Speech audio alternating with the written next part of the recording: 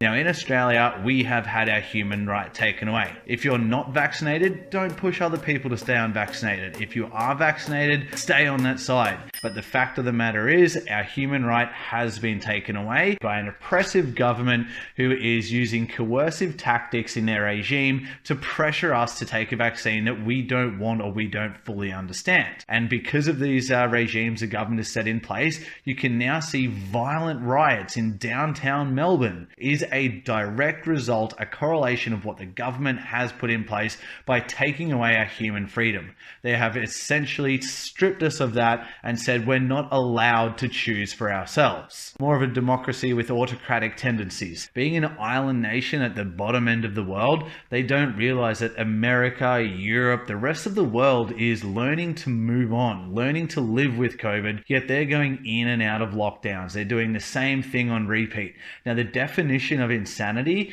is to continue to do the same thing over and over again and expecting a different result. Australia has been doing the same thing over and over again. They don't understand that the rest of the world, Europe, I'm unvaccinated, I can still travel. I don't need the vaccine. I don't need to quarantine. I don't need to do that mandatory 14-day isolation. But in Australia, they are so far separated from the rest of the world, they don't see what's actually happening. Now, there are other countries, such as Lithuania, that are putting their own precautions in place with the vaccination passport. Theoretically, we are not allowed to go to a supermarket to buy food, to buy essential services to survive. Roughly 66% of Lithuanians are vaccinated, which means 33% are not. And essentially they have left it out there for people to struggle, to make it harder.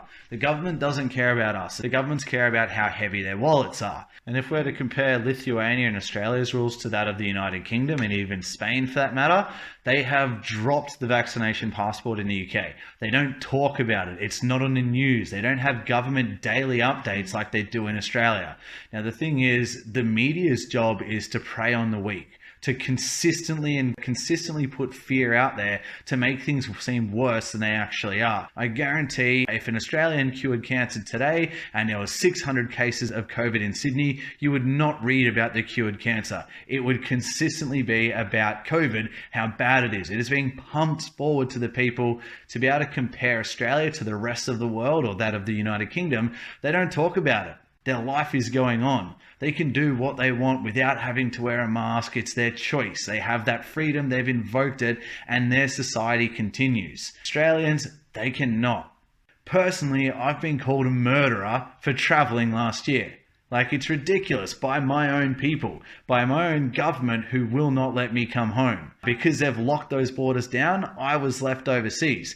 But I can still travel to Europe, I can still go to South America, I can still go to Africa, I can still go to the United Kingdom. But I can't go home because our government has oppressed everybody and put those big borders up, and they don't really know what they're doing. A lot of people tell me you need to get vaccinated, you're taking the beds of the people who need it. That's nonsense. I am not taking the bed of someone who needs it if I go to hospital with COVID. People need to understand there's been approximately 219 million people get COVID worldwide. That's 219 million out of 7.6 billion people. The chances of getting COVID are very slim.